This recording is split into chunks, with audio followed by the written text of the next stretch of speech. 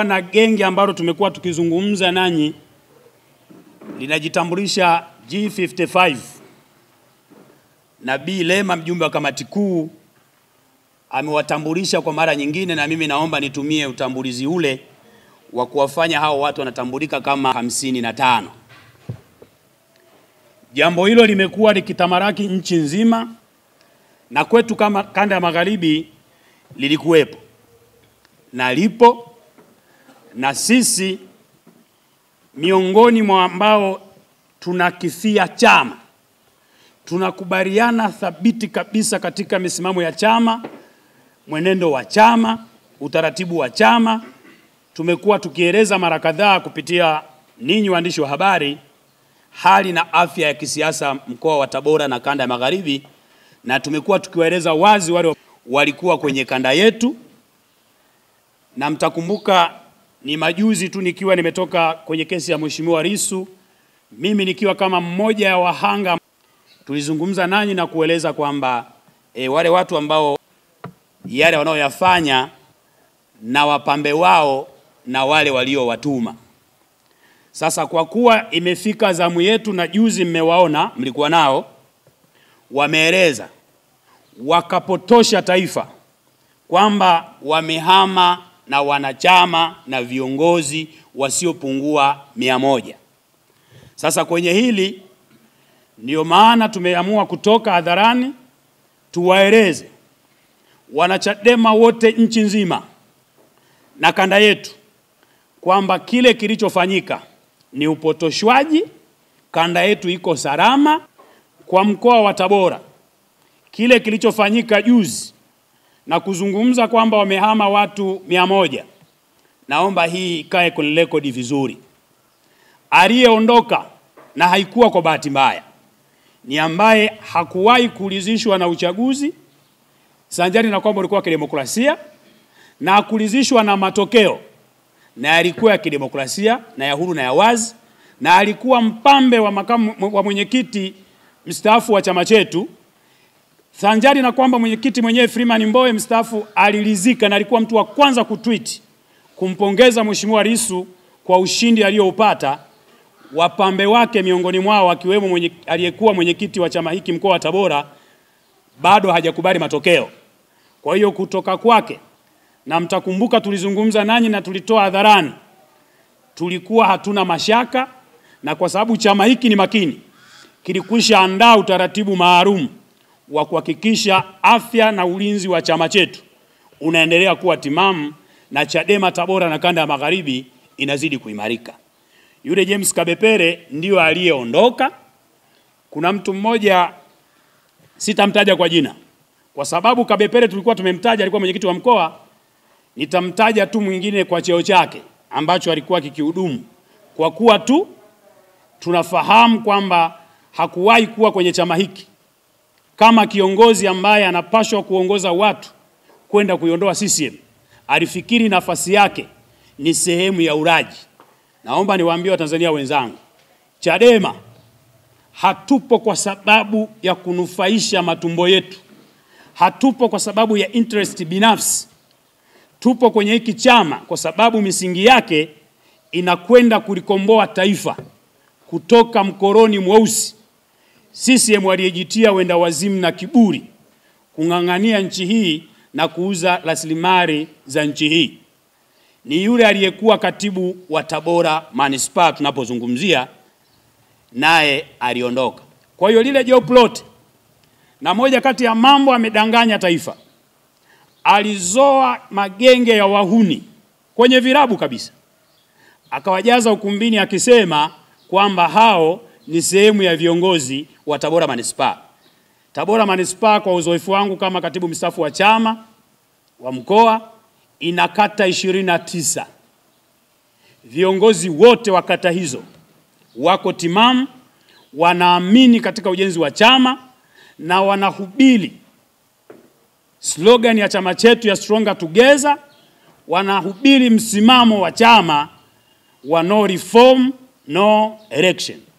Na huu ndio msimamo wa chama na hautakao ubadilike, na tunazungumza tena, tunarudia mara kadhaa, hakutakuwa na uchaguzi kama taifa kama reforms na mifumo yote ya kiuchaguzi haitarekebishwa. No reform, no election. Kwa hiyo Tabora iko imara, Tabora iko timamu, na kanda nzima magharibi iko timamu. Lakini hatukatai kwamba G55 wako kanda yetu wanaendelea kutengeneza ushawishi. Na leo tunakumbusha tu, kwa kuwa tuliowaeleza wamekwisha ondoka, na kwa bahati nzuri ikae vizuri, chama chetu hakina hicho kinachoitwa fukuza. Ukizoea kula vilivyokufa, huwezi kula vilivyochinjwa. Wanajiondoa wenyewe, kwa sababu msimamo wa chama ni kwenda kulifanya ili taifa, kila mmoja miongoni wetu akapate keki ya taifa.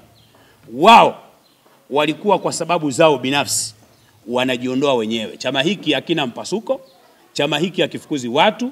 Wao wanakimbia kwa sababu wameshakula fedha ya watu wa CCM na system yao kudhoofisha vyama vya siasa ambavyo vimekuwa na nguvu kila nyakati za chaguzi. Na hii ni muhimu, ndugu waandishi wa habari, mwe mnawauliza, kwa sababu hamaji wao tangu wajumbe wa sekretarieti ya chama taifa mpaka mtu wa kawaida, sababu zao zinafanana. Na nitumie fursa hii kwa sababu leo tutawazungumza hao wajumbe wa sekretarieti ya chama taifa. Kimamlaka na taratibu wetu wa chama tulikuwa hatupashi kuwazungumza, lakini kwa sababu wamemisbehave na sio viongozi, tutawakumbusha tu namna na utaratibu ambavyo katiba yetu inalindwa, inasimamiwa na kila mwanachama hai wa chama hiki, namna ya uwajibikaji katika shughuli za chama na vikao mbalimbali vya ndani ya chama chetu. Kwenye ofisi ya kanda, ambao kimsingi ni mapema wanapaswa kuchukuliwa hatua za makusudi ili wasijinasibu, kwa sababu mchezo wao wa hovyo unaendelea. Miongoni mwa hao nitamtaja mmoja, mwingine amejiondoa juzi. Aliyesalia anaitwa Rubibi, ni kijana mmoja kutoka mkoa wa Kigoma, ni mjumbe wa sekretarieti ya kanda. Ninamuomba katibu wa kanda ya magharibi kwa weledi wake aisimamie katiba ya chama. Hapaswi kuishi na wajumbe kwenye sekretarieti yake ya kanda wanaopingana na maamuzi ya katiba ya chama yaliyoamuriwa kwa vikao halali vya tarehe 21 Januari 2025 na tarehe 22 ya Januari 2025, mara baada ya kumalizika uchaguzi wetu mkuu wa chama, kuwapata viongozi wa kitaifa na kuunda safu mpya na baraza lake la sekretarieti ya chama, kwa maana ya viongozi na wajumbe wa kamati kuu ya chama. Ni muhimu katibu wetu wa kanda akachukua hatua za haraka, namna ambavyo ataona inatosha, dhidi ya Rubibi. Lakini ni muombe Mheshimiwa katibu wa mkoa wa Tabora, kwa mamlaka yake, katiba yetu inaeleza mamlaka zote za wilaya ziko chini ya ofisi ya mkoa. Yeye kwa nafasi yake, ninazo taarifa za ndani kutoka vyanzo vyangu katika kuhakikisha tunakilinda chama hiki. Katibu wa wilaya ya Kaliua anaratibu mchezo mchafu wa kukihujumu chama hiki, kwa kuwa tarehe 17 ya mwezi huu wanayo safari ya kwenda kwenye chama chao cha ubwabwa Dar es Salaam. Anaratibu na kushawishi viongozi wa ndani ya chama wamuunge mkono, wasafiri naye Dar es Salaam, akiwaambia ziko posho na watalipwa. Sasa sisi hiki chama tumekijenga kwa jasho na damu. Nikiwa nyumbani, kama nilivyowaeleza, maeneo ninakotoka anatoka mwenyekiti wa baraza la kina mama wa wilaya ya Kaliua, ambaye amekuwa akishawishiwa na katibu wa wilaya ya Kaliua, na ushahidi ninao kwa message, akimwambia aachane na chama hiki. Na bahati nzuri yule dada hakujiunga chama hiki kwa kutafuta fedha. Alijiunga kwenye hiki chama kwa kusoma falsafa ya chama, misingi, maudhui na madhumuni ya chama hiki, ndio chama pekee ambacho kinaweza kumtoa Mtanzania mahali alipo na kumfikisha sehemu nyingine. Aliniambia, Mheshimiwa Katibu Mstaafu, huyu mtu naona hayuko sawa sawa kwa hizi jumbe anazonitumia. Na pengine alipaswa kuwa kwenye hichi kikao kilichoratibiwa juzi, na akasema hawezi kuwepo na hakuwepo. Na mpaka jana nasafiri kuja maeneo haya tuzungumze, amenihakikishia hata kuwepo Dar es Salaam, lakini kasema ni muhimu kazungumza na viongozi huyu mtu achukuliwe hatua. Ninaiomba ofisi ya mkoa kupitia katibu wa chama mkoa wa Tabora achukue hatua za haraka dhidi ya katibu wa wilaya ya Kaliua. Ndugu waandishi wa habari na Watanzania mnaotufuatilia, leo nataka nimkumbushe mtu aliyekuwa anaitwa naibu katibu mkuu wa kipindi hicho, uongozi uliomaliza muda wake tarehe 21, ndugu Benson Singo Kigaira. Alikuwa naibu katibu mkuu wa chama chetu bara, mjumbe wa kamati kuu ya chama.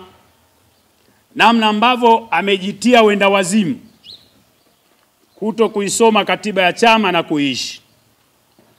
Na kwa kuwa kwenye uongozi wake nilikuwa katibu wake wa chama wa mkoa, mimi nilisoma katiba ya chama, nikaishi katiba ya chama, na kabla ya kadi za chama chetu za kielektroniki, kadi zetu za Chadema, zile za karatasi, zilikuwa zinaeleza sifa na wajibu wa mwanachama wa chama cha Demokrasia Maendeleo Chadema. Yako mambo ambayo amelidanganya taifa kwamba chama hiki ameondoka kwa sababu hakitoi ushirikiano, kinambagua yeye na wenzake. Sasa nataka nimkumbushe na nipongeze baraza la kina mama la chama ambalo lilikuwa linaunga mkono upande wa mwenyekiti mstaafu. Wamemaliza press yao wakakumbusha, nasi magharibi tunakazia nimkumbushe aliyekuwa naibu katibu mkuu Benson Singo Kigaira. Mzee wangu, usizeeke vibaya ukajitia upofu. Hakuna utaratibu wowote kwenye katiba yetu ya chama mwanachama wa kawaida unaweza kupewa oda eti na wewe ukashiriki vikao vya kamati kuu ya chama kwa viongozi wa chama wa kitaifa. Ni muhimu akajua wanachama wote wanahusishwa kwenye misingi yao ya chama. Katiba yetu ya chama imejipambanua, imeeleza namna ya muundo wa uongozi. Tunaanza na msingi, tawi, kata, jimbo, wilaya, mkoa, kanda na taifa. Ni muhimu akagundua na akafahamu Benson Kigaira na wapumbavu wenzake wote 55 ni wanachama wa kawaida. Wanapaswa kushiriki vikao kwenye misingi yao. Lakini nipongeze uongozi wa chama taifa ambao umepatikana tarehe 21 mwezi Januari 2025 kwa busara. Vikao vya kwanza na retreat ya kwanza ya chama ya kamati kuu iliwaalika secretariat iliyopita ili kushare uzoefu, kubadilishana mawazo na kuishi na namna ya kwenda na msingi wa chama wa no reform no election. Wao wakasema wanaomba wapumzike kwanza kwa sababu walikuwa bado wanavia maumivu ya chaguzi za ndani ya chama. Sasa kama wao waliomba kupumzika, ni mwenda wazimu peke yake angeenda kuwapigia magoti kuwataka ni lazima washiriki. Lakini miongoni mwao wachache sana walibahatika kuwa kwenye secretariat na wajumbe wa kamati kuu ya chama chetu baada ya uundwaji wa kamati kuu mpya baada ya uchaguzi wa tarehe 21 na tarehe 22, akiwemo aliyekuwa katibu wa baraza la kina mama wa chama taifa na akawa kwenye kamati ya haki za binadamu ndani ya chama, akawa anashirikishwa na ameshiriki. Baada ya kumisbehave, chama hiki hayuko mtu yoyote yeye anayeweza kuwa zaidi ya Chadema. Akachukuliwa hatua za kinidhamu. Kuondoka kwake asilipotoshe taifa. Tunajua walichoahidiwa, na naomba niwaambie leo, walikuwa waende chama kinachofanana pia fikra zao cha ACT Wazalendo. Kwa nini mnafikiri hawakwenda? Ni kwa sababu ACT imemaliza chaguzi za ndani ya chama mwaka jana. Kuanzia chini mpaka juu, wao wanafikiri kuishi ndani ya Chadema ni kumiliki vyeo. Maana yake hakukuwa na position yoyote ambayo wao wangeenda ACT wangeweza kupata nafasi kama walizoziishi Chadema. Hasa hiki chama cha ubwabwa, ndugu waandishi wa habari na Watanzania wenzangu, viko vyama tumekuwa tukiwaambia vinalelewa na mfumo na Chama cha Mapinduzi, havijawahi kuwa na mikutano mikuu wala havifanyi uchaguzi. Na wakitaka kuitisha press conference kama hii, wanagharamiwa na CCM. Wanasema uchaguzi uko huru na wa haki, tunashiriki uchaguzi. Kwa kuwa chama hicho hakina formula ya uongozi, wameelezana waende kule ili waende wakapate vyeo. Kigaila, namkumbusha, mimi kijana wake anayezungumza hapa, kiumri sipashi kuwa mstaafu, lakini ni katibu mstaafu wa mkoa huu. Yeye anajua, na sijawahi kukoma na sitakoma kupambana kukijenga na kukisimamia chama hiki maeneo nilipo, kwa sababu ninatambua wajibu wa kila mwanachama ndani ya chama hiki ni kuhakikisha anakieneza na kijenga na kukitetea na kuyaishi maamuzi ya vikao halali vya chama. Asingeona haya tangu akisimamia chaguzi kwenye kanda ya Magharibi. Nimeishi bila kuwa kiongozi, na sio kiongozi ni mtiania wa ubunge wa jimbo la Igarura kama kutapatikana reforms, lakini sijawahi kuchoka wala kukoma kukipigania chama changu, kwa sababu ninaamini ndio chama pekee ambacho kinaweza kuwaondoa Watanzania katika umaskini unaotengenezwa na CCM. Katika mambo yote, maisha duni, ukosefu wa ajira na mambo mengine, elimu ya kipuuzi sio na tija, itaondolewa kama chama chetu kitakamata dola. Mimi nimekuwa mpiganaji, nitaendelea kuwa mpiganaji, na mtakumbuka ni moja kati ya wahanga 27 ambao tulikutwa na adha Dar es Salaam kwenye kesi ya mheshimiwa mwenyekiti. Hatujakoma, hatutakoma, na tutaendelea kukisimamia chama chetu na kukipigania. Alipashwa aone aibu, asidanganye kwamba hajashirikishwa. Yeye ni nani kwenye chama ashirikishwe vikao vya kamati kuu ya chama, wakati ni mwanachama kama ambavyo walivyo wanachama wengine? Wangapi wamelalamika?